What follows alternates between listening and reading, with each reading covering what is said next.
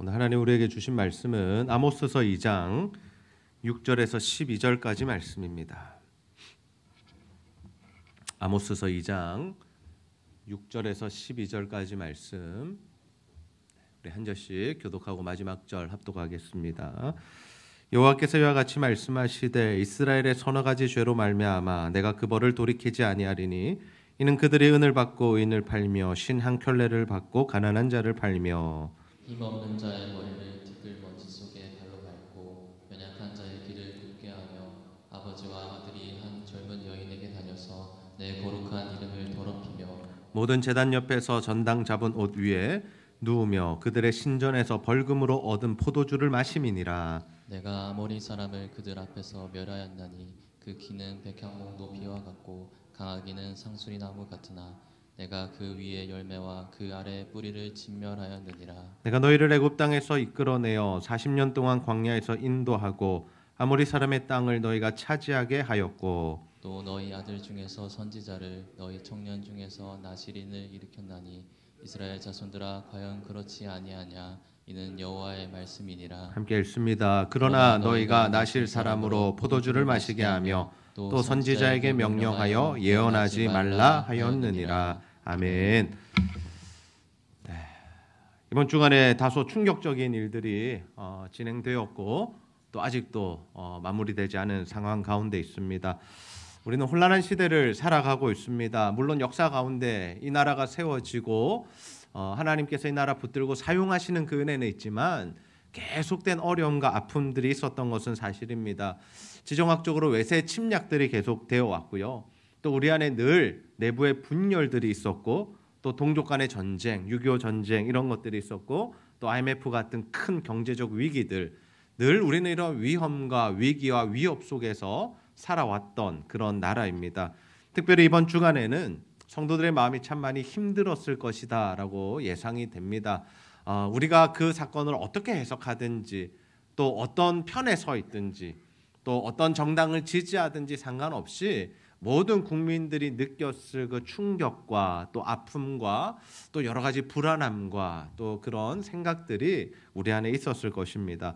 우리가 여러 가지 이야기를 들었습니다. 또 영상을 보았습니다. 또 신문 뉴스 기사를 살펴보았습니다. 그러나 중요한 게 뭐냐면 정말 하나님께서 이 일을 통해서 우리에게 무슨 말씀을 하고 계시는가라는 것이 더 중요하다라는 거예요. 우리가 지금 해야 할 일은 어느 편에 서서 우리가 어떤 목소리를 내고 그래서 우리가 무엇을 해야 하고 어디에 참여해야 되고 누구 편을 들어줘야 되고 그래서 내 편이 아닌 사람들 지적하고 또 욕하고 또 그 사람들과 싸우고 내 논리를 더 정당화시키고 구축해 가는 것이 아니라 그래서 정말 이 사건을 통해서 하나님은 나에게 또 우리에게 특별히 교회에게 우리 나라에게 어떤 말씀을 하고 계신가라는 것들을 우리가 들을 수 있어야 되죠. 오늘 이 아모스서를 우리가 함께 살펴보게 될 텐데요.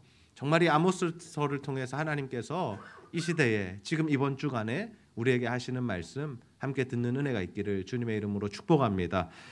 아모스는 남유다에서 살아가던 평범한 사람이었습니다. 선지학교 출신이나 제사장 가문이나 알려져 있는 사람이 아니었다라는 거예요. 근데 그런 사람을 하나님께서 택하시고 선지자로 부르시고 하나님의 말씀을 주세요. 이 선지자들의 일은 무엇이냐면 하나님의 말씀이 임하면 그 말씀을 하나님이 전하라고 하는 곳에 가서 전하는 것. 그것이 북이스라엘이면 북이스라엘, 남유다면 남유다, 니누에면 니누에 어디든 하나님께서 말씀을 주시고 그 말씀을 전하라는 곳에 가서 전하는 것이 바로 이 선지자들의 역할이었고 그들의 사명이었습니다. 네, 하나님께서 그를 부르셔서 어디로 보내셨냐면 남유다 사람을 지금 북이스라엘에 가서 하나님의 말씀을 전달해라 라고 명령하셨다라는 거예요. 그래서 그가 그냥 그 하나님의 말씀을 듣고 그 불같은 하나님의 말씀으로 인해서 움직이지 않을 수 없어서 움직여서 북이스라엘에 가서 그들을 향한 심판 메시지를 전하고 있습니다. 근데 우리가 이 아모스서를 살펴보면 참 구조가 독특한 것 같아요. 어떤 구조가 있냐면 보통 우리가 어떤 나라에 대해서 이야기를 한다면 그 나라 이야기부터 풀어갈 것 같은데 그런데 어느 나라 이야기부터 하냐면 이스라엘 주변 국가들부터 이야기하고 있어요. 6나라에 대해서 이야기하거든요. 이 6나라들에 대해서 이야기를 하면서 공통적으로 반복되는 이 구절이 뭐냐면 너희들의 서너 가지 죄로입니다. 그들의 죄로 인하여 하나님께서 심판을 내리시겠다라는 말씀을 주셨다라는 거죠. 그러면 이스라엘 입장에서 이 누군가 남유다에서 선지자가 와서 무언가 지금 하나님의 뜻이라고 선포를 하고 있는데, 그래서 우리가 그것을 듣고 있는데 다른 나라들이 서너 가지 죄로 인해서 멸망을 당하고 심판을 당한다라는 소식을 들었을 때 그 마음이 어떠했을까라는 거예요. 아팠을까요? 힘들었을까요? 눈물 났을까요? 그렇지 않았을 겁니다. 아마 미소를 띄었을 겁니다. 왜 그럴까요? 우리나라도 그렇잖아요. 예.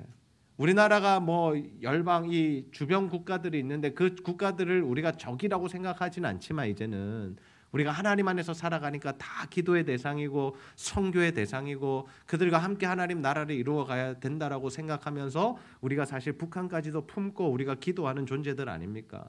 그런데 우리가 예수를 믿지 않았더라면 어때요? 일본이 멸망한다? 지진이 왔다, 쓰나미가 온다? 그러면 한국 사람들에게는 어떤 마음이 있을까요? 잘 됐다, 꽃이다, 한번 당해봐야 된다, 아이고 좀 더 큰 게 오지, 이런 생각한다라는 거예요. 중국에 이번에 홍수가 많이 났죠. 어려움들이 임했습니다. 지진이 나면 그때 한국 사람들이 가지는 감정이 뭘까요?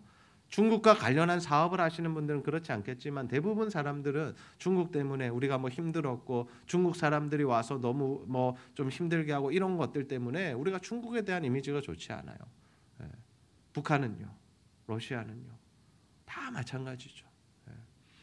그런 우리 주변 국가들에 대한 하나님의 심판이 선포된다라면 우리는 표현까지는 하지 않겠지만 내심 기쁘다, 잘됐다, 꽃이다, 아이고 쟤네들은 좀 혼 좀 나봐야 돼, 맞죠 하나님, 쟤들 잘못했죠, 맞죠 하나님, 그렇게 혼내셔야 돼요 라는 마음이 우리에게 있을 겁니다. 북이스라엘도 마찬가지였다라는 거예요. 그들이 혼나야 된다라고, 심판당해야 된다라고 당연히 생각했겠죠. 왜? 자신을 괴롭혔던 나라들 아닙니까? 가사, 모압, 암몬 다 그런 나라들이잖아요. 니누에도 마찬가지고요. 근데 그 다음이 누구였냐면 남유다였습니다. 근데 남유다도 특별히 길지 않아요. 그들의 서너 가지 죄래요.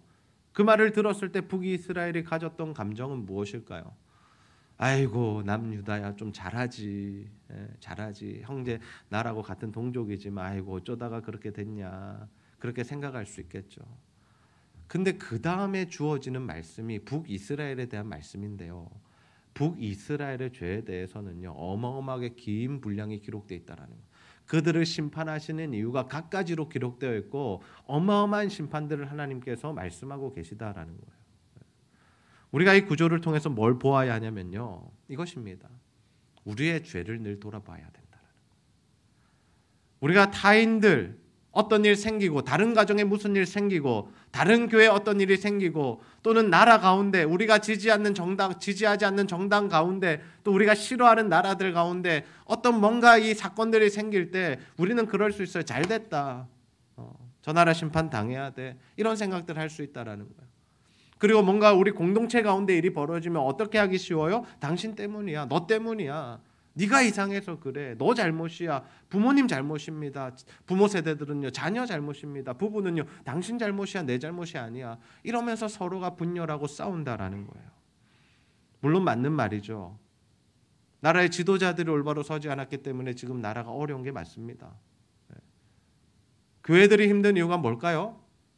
교육자들, 하나님이 세우신 목회자들, 또 영적인 지도자들, 먼저 된 자들이 하나님 말씀대로 가지 않기 때문에 어려움이 많은 거 맞아요. 그런데요, 우리가 그걸 따지자는 게 아니라 뭘 볼 수 있어야 되냐면, 그래서 이 어려움 중에 하나님은 우리에게 뭘 말씀하시느냐라는 겁니다. 하나님의 관심은 어디에 있을까요? 대통령에게 있을까요? 더불어민주당 당대표에게 있을까요? 국민의힘 당대표에게 있습니까? 하나님의 관심이 어디 있을까요? 물론 그들에게도 있겠죠. 하나님의 가장 큰 관심사는 지금 어디 있냐면요, 오늘도 하나님을 예배하는 우리 예수 믿는 자들에게 있는 줄로 믿습니다. 아모스서 3장 2절 말씀 보세요. 함께 한번 읽어봅시다. 시작. 너는 족속 가운데 너희만을 알았나니 그러므로 내가 너희 모든 죄악을 너희에게 보응하리라 하셨나니. 아멘. 하나님 뭐라고 말씀하시냐면요, 이스라엘 백성들을 딱 꼬집어서 그들에게 뭐라고 말씀하시냐면, 내가 너희들을 알았어 라고 이야기합니다.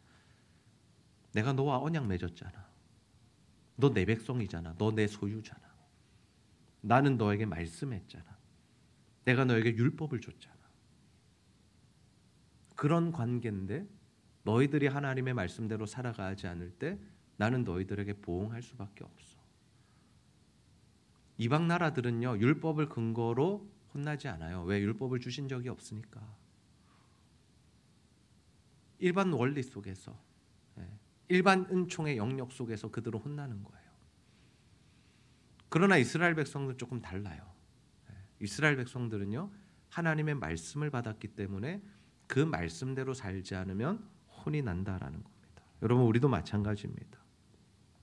이스라엘 백성들이 하나님의 선택을 받아 하나님만 섬기고 사랑해야 했는데 그들이 우상을 섬겼고 하나님만 사랑하지 않아서 벌을 받는 것처럼, 만약 우리도 하나님의 은혜로 선택받은 우리들이 하나님의 은혜로 교회로 부르심 받았고 예수를 믿게 되었고 구원의 확신을 가지게 된 우리들이 하나님의 말씀대로 살아가지 않을 때에는 어쩌면 예수 믿지 않는 저들보다, 우리 눈에는 더 큰 죄를 범하며 살아가는 저들보다 우리에게 주어지는 징계와 그 벌의 수준이 더 클 수 있다라는 겁니다. 그렇다면 이스라엘이 지은 죄가 뭐냐라는 겁니다. 이스라엘 지은 죄가 도대체 뭐길래 하나님 말씀하시냐. 오늘은 두 가지만 살펴볼게요. 우리가 아모스서 쭉 묵상할 건데 오늘 읽었던 본문을 근거로 두 가지만 살펴봅시다. 첫 번째는 뭐냐면요, 힘의 원리로 살아가는 겁니다. 힘의 원리로 살아가는 거. 아모스서 2장 6절에서 8절 말씀 한번 읽어봅시다. 시작.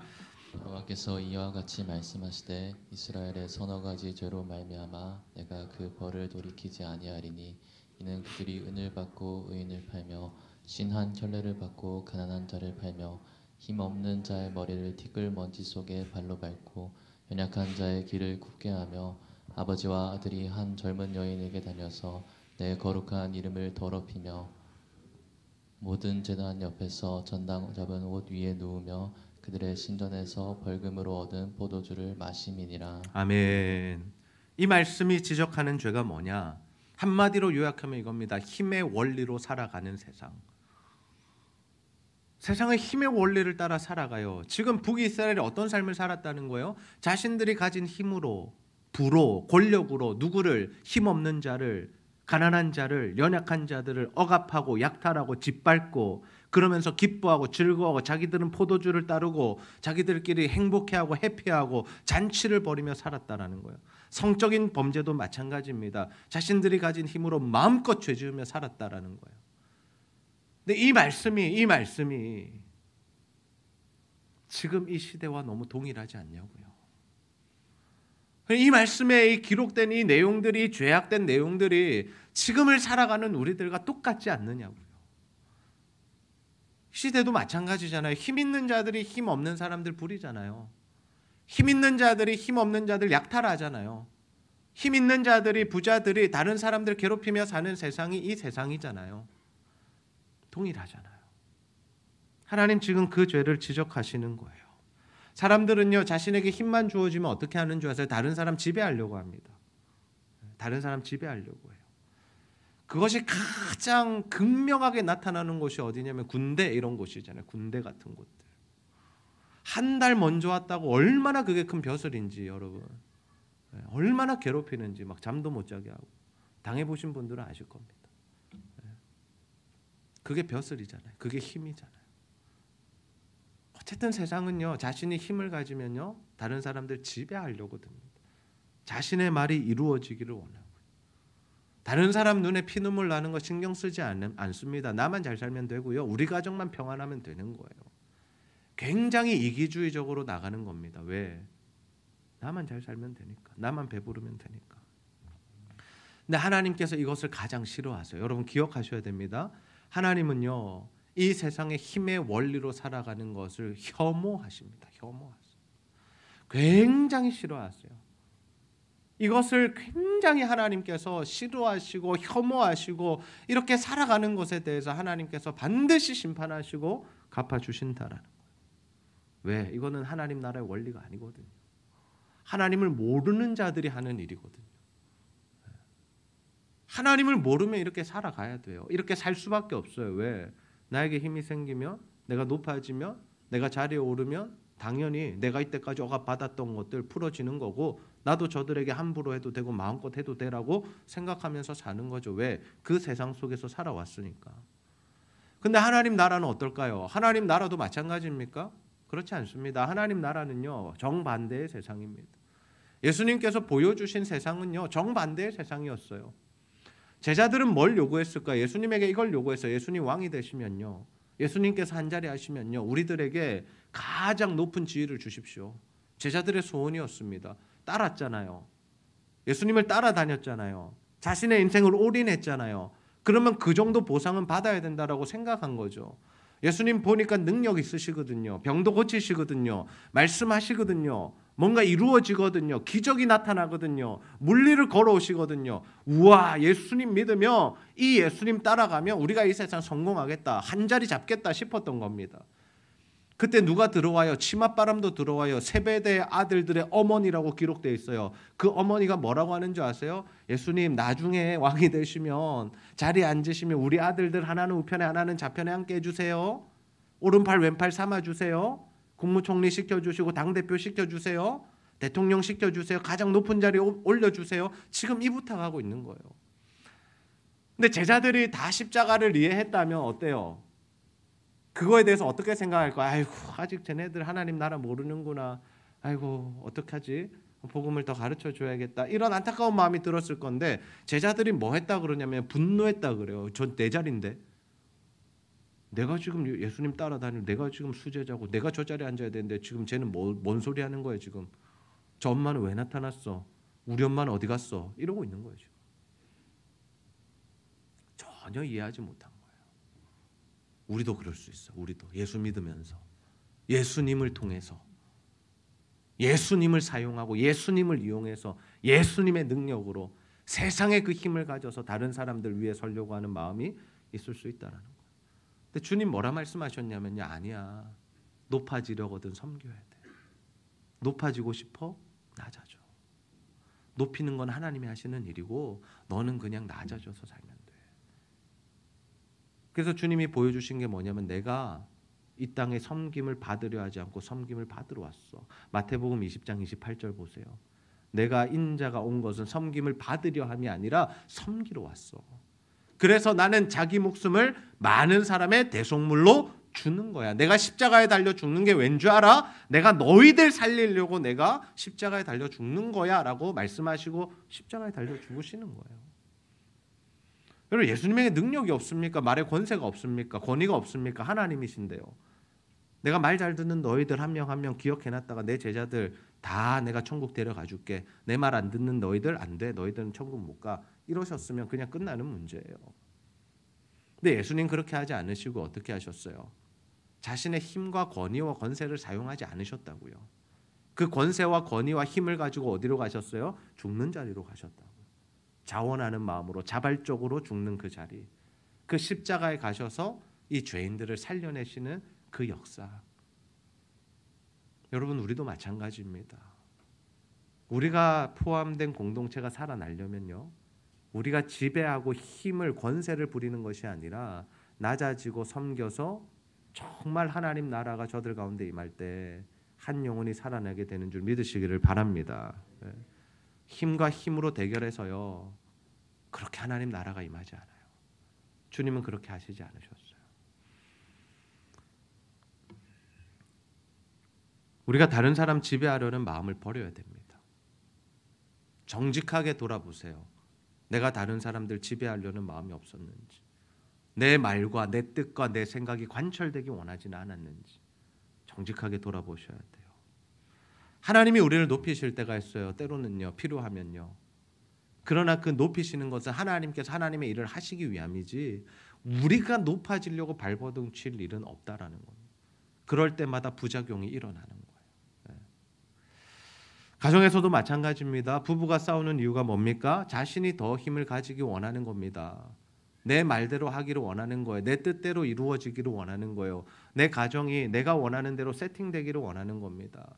밥은 몇 시에 먹어야 되고, 빨래는 이렇게 해야 되고, 청소는 이렇게 해야 되고, 환기는 어떻게 해야 되고, 가구 배치는 이렇게 해야 되고, 쇼핑은 이렇게 해야 되고, 전부 다 뭐예요? 내가 원하는 대로, 내가 원하는 대로. 힘의 원리로 부딪히는 거죠. 교회는 어떨까요? 교회도 마찬가지겠죠. 사람들이 소리를 높이는 이유가 뭔지 아세요? 교회 안에서 자신의 뜻이 관철되기를 원하기 때문이에요. 내 생각대로 교회가 이루어졌으면 좋겠다라는 겁니다. 하나님 그거 기뻐하시지 않습니다. 우리는 그냥 하나님의 말씀을 듣는 사람들이지 우리가 뭔가 주장해서 교회가 어떤 모습으로 변화되는 거 하나님 기뻐하시지 않는다라는 거예요.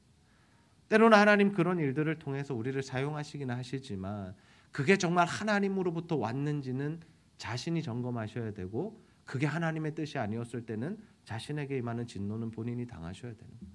그래서 우리가 말 조심하는 겁니다. 이 나라의 사태를 통해서도 마찬가지 우리가 말 조심해야 되거든요. 마음껏 정죄하고 마음껏 욕할 수 있어요. 근데 그게 하나님 원하시지 않았던 일이라면요. 그 뒷감당은 우리가 어떻게 하냐고요. 그래서 항상 우리가 해야 될 일은 뭐냐면 일이 발생하고 어려움이 올 때는요. 먼저 자신부터 보는 거예요. 일을 왜 주셨을까? 일을 통해서 하나님 뭘 원하실까? 움직이기 전에 기도하셔야 되는 이유가 그겁니다. 나라도 힘 대 힘으로 지금 붙고 있어요. 굉장히 어지럽죠. 자신의 힘을 휘두르는 겁니다. 혼란스러워질 뿐이지 정리되지 않습니다. 어떤 한편이 힘이 더 강해서 정리된 것처럼 보이지만 절대로 그렇지 않을 거예요. 왜? 나중에 힘의 균형이 달라지면 복수하고 또다시 괴롭히고 또다시 감옥 놓고 이런 일들은 반복될 거니까. 최근에 우리나라가 자꾸 그렇게 가는 것 같아요. 누군가 힘을 잡으면 힘이 있었던 자들을 정죄하고 판단하고 그들을 단죄하고 그러면 이쪽에서 이를 갈고 그래서 자신들이 또 힘을 잡으면 이 사람들 그렇게 만들고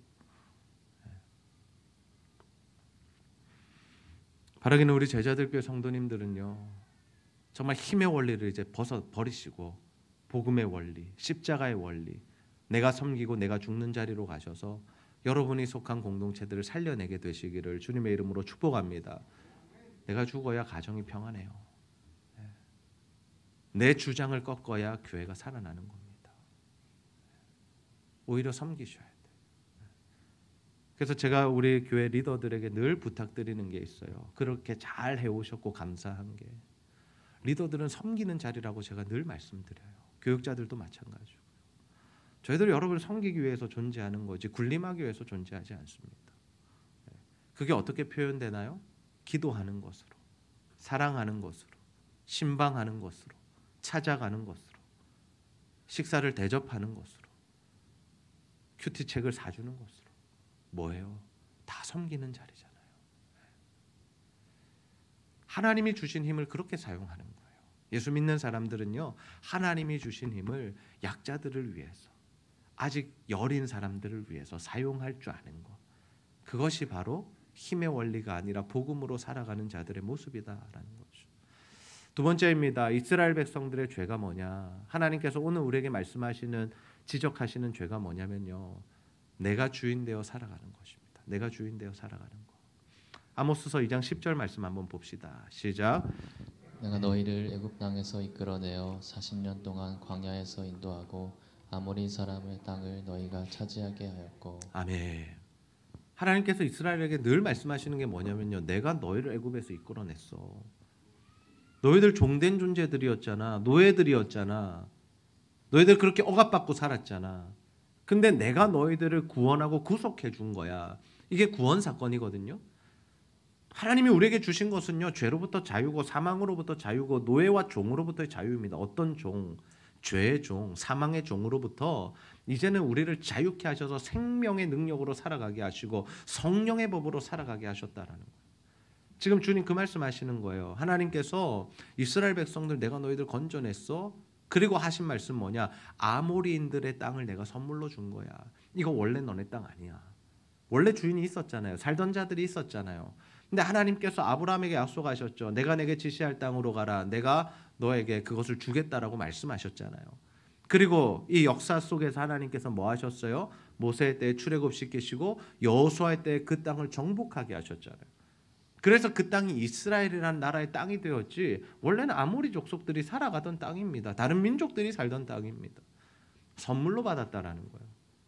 근데 선물로 주실 때 하나님께서 주신 말씀이 있잖아요. 분명한 기준이 있었잖아요. 너희들은 나만 사랑하고 섬겨야 돼.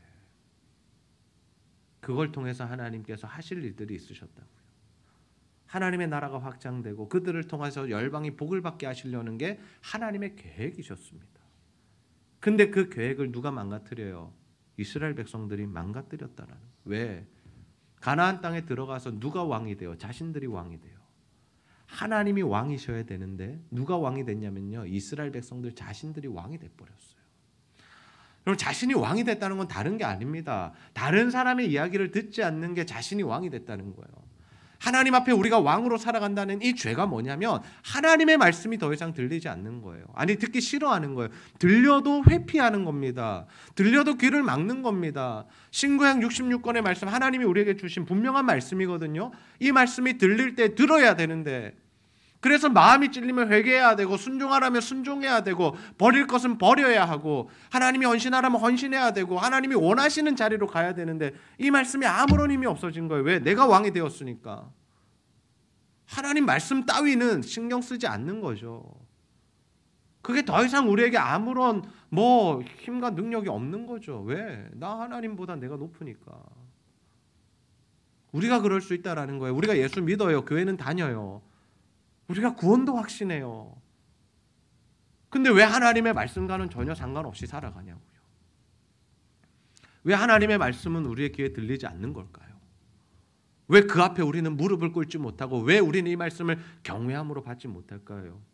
그 이유는 내가 왕이 되었기 때문입니다. 정직하게 고백합시다. 우리가 왕이 됐잖아요. 내가 다스리잖아요. 내 인생을 내가 경영하고 있잖아요. 우리 가정을 내가 다스리고 있잖아요. 내 직장을 내가 경영하잖아요. 하나님이 경영하셔야 되는데 내가 경영하잖아요. 내가 어떤 인생을 살아갈지 하나님께 묻지 않고 내가 결정하잖아요.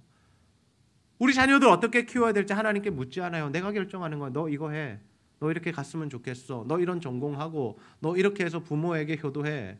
근데 그게 안 되면 어떤 거예요? 막 힘든 거죠. 미치는 거죠. 뜻대로 안 되니까. 뜻대로 안 되니까. 그러면 하나님의 관점으로 이 세상을 사셔야 돼요. 하나님의 관점. 하나님이 뭘 원하시는지를 아셔야죠. 내 인생을 향해서도 마찬가지입니다. 하나님이 내게 원하시는 게 뭐냐? 그거를 아시고 그 길을 걸어가실 때 뭐가 오냐면요, 진짜 행복이 와요. 진짜 행복이 와야지 사람이요 기쁩니다. 잠시 잠깐의 행복이 아니라 내가 이 길을 걸어가는 것이 하나님의 원하심이고 뜻 안에 있다는 게 확신이 와야지 여러분 이 길이 행복한 거예요. 그러면요 고난이 와도 상관없어요. 조금 가난해도 상관없고요. 몸이 조금 아파도 상관이 없어요. 왜? 내가 그 길이 가는 것이 하나님의 뜻이 맞다면요. 맞아야 되거든요 이게. 근데 그 확신이 없으니까 우리 인생이 괴로운 거예요. 왜? 내 인생은 맨날 왜 이래야 되지? 왜 또 이번에 이런 아픔이 찾아왔지? 왜 이런 고난이 떠나지 않지? 근데 그 고난을 향한 하나님의 뜻을 알면요 그게 받아들여지는 거예요. 내 인생이 어그러진 것 같지만 그렇지 않아요. 하나님은 하나님의 일을 하고 계시거든요. 우리가 몰라서 그래요. 하나님의 뜻을 모르기 때문에 이게 힘든 인생을 살아가는 거죠. 하나님의 말씀을 들으려 하지 않는 백성들의 모습, 아모스서 2장 11절에서 12절 보세요. 하나님께서 나시린과 선지자들을 세우세요. 이들은 구별된 자들이거든요. 나시린은 어려서부터, 선지자는 하나님의 말씀이 임해서 그렇게 하나님이 쓰시는 종들인데 자신이 왕이 되어 살다 보니까 어떻게 한대요? 12절 읽습니다. 시작. 그러나 너희가 나실 사람으로 포도주를 마시게 하며 또 선지자에게 명령하여 예언하지 말라 하였느니라. 아멘. 뭐래요? 그들의 입을 막아버려요. 그 역할을 못하게 하는 거예요.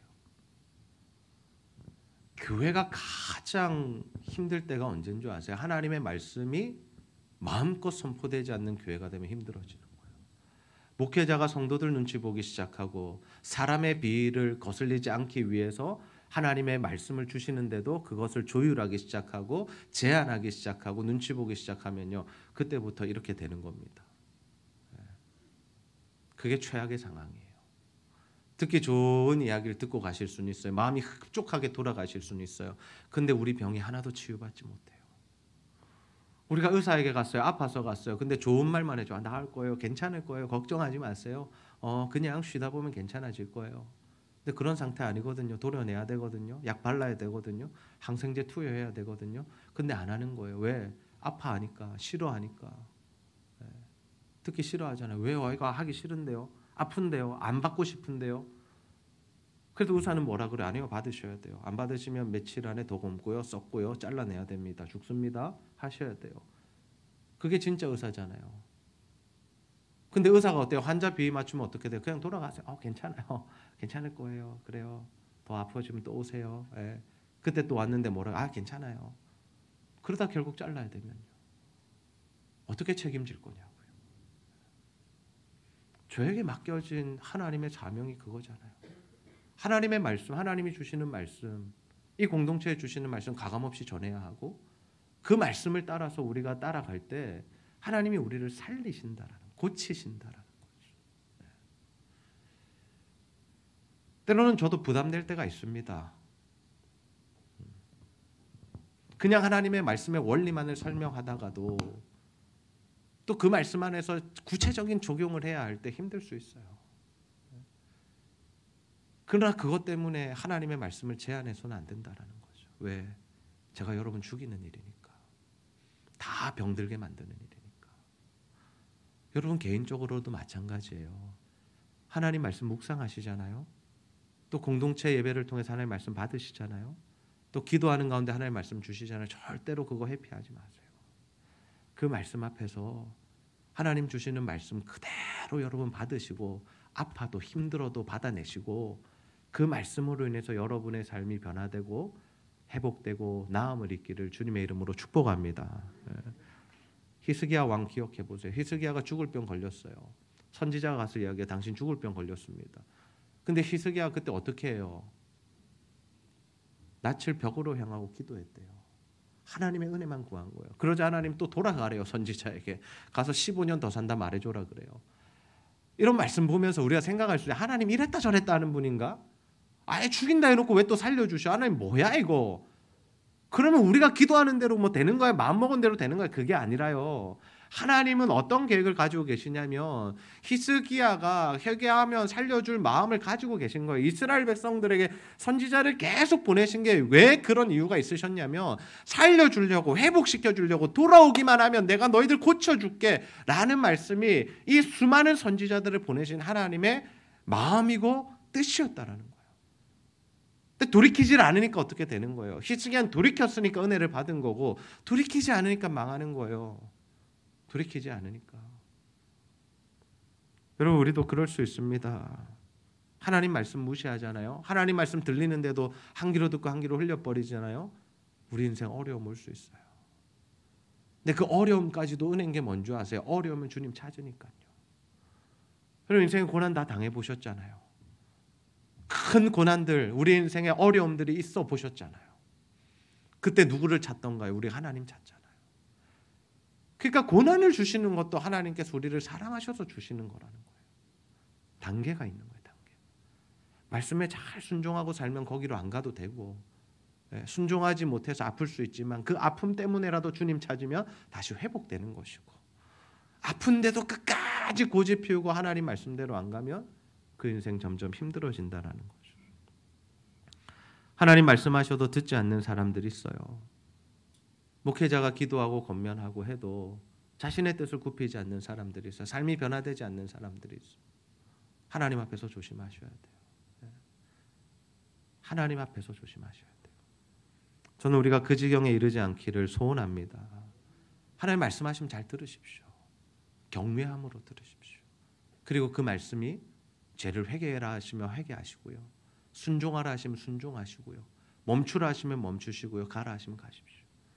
그냥 하나님의 말씀을 따라 움직이시면 돼요. 지금 우리가 뭘 할 때인 줄 아십니까? 다른 사람 바라보며 비판하고 정죄할 때가 아닙니다. 내 편 아니라고 생각하는 사람들 어려움 처하는 거 보면서 할렐루야 외칠 때가 아닙니다. 오늘 아모스서를 통해서 저와 여러분에게 주시는 메시지는 뭐냐면 네 죄를 돌아보라는 거예요. 우리 죄, 개인의 죄, 우리의 잘못, 우리의 교만 돌아보라는 거예요. 두 가지 죄 말씀했습니다. 첫 번째 무엇이었어요? 첫 번째 무엇이었어요? 힘의 원리로 살아가는 거. 내려놓으셔야 돼요. 절대로 내려놓으셔야 돼요. 하나님 기뻐하시지 않아요. 두 번째, 내가 주인 되어 살아가는 것. 하나님 말씀 듣지 않고 내 뜻대로 다 결정하고 내가 원하는 대로 살아가는 거 하나님 원하시지 않습니다. 코로나 이후로 우리의 신앙생활을 다시 한번 점검해 보기를 원합니다. 코로나 때 한번 기억해 보세요. 처음 딱 코로나 왔을 때 우리 어떻게 했어요? 엎드렸잖아요. 뭐 이거를 우리가 뭔가 해결할 수 있는 방법도 없고 뭘 할 수도 없고 그냥 주님 앞에 엎드렸잖아요. 기도했잖아요. 하나님의 은혜를 구했잖아요. 그래서 교회 모여서 예배 드릴 수 있는 것만으로도 우리가 감사했고 눈물을 흘렸고 감격했잖아요. 더 많이 기도하는 시간들 가졌잖아요. 그래서 우리가 그때부터 선교사님들 초대해서 함께 예배하고 뜨거워지고 그러면서 이렇게 하나님의 은혜가 부어지는 교회가 되지 않았습니까? 여러분 지금이 바로 그때입니다. 하나님 앞에 엎드려 기도할 때입니다. 하나님 앞에 기도하셔야 돼요. 우리의 긴장도가 좀 떨어져 있었던 것 같아요. 저도 마찬가지고요. 어려움이 없으면요 우리가 긴장도가 떨어져요. 영적 긴장도가 떨어지는 거예요.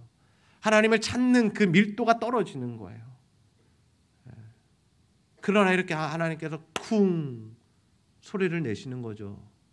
한번 흔들어 주시는 거죠. 너희들 그럴 때 아닌데, 한국교회 지금 그럴 때 아닌데, 너희들 기도할 때인데. 아니야, 너희들 착각하면 안 돼. 코로나 끝났다고 어려움 끝난 거 아니야. 물론 하나님 우리 교회에 부어주신 은혜들이 있어요. 너무 감사해요.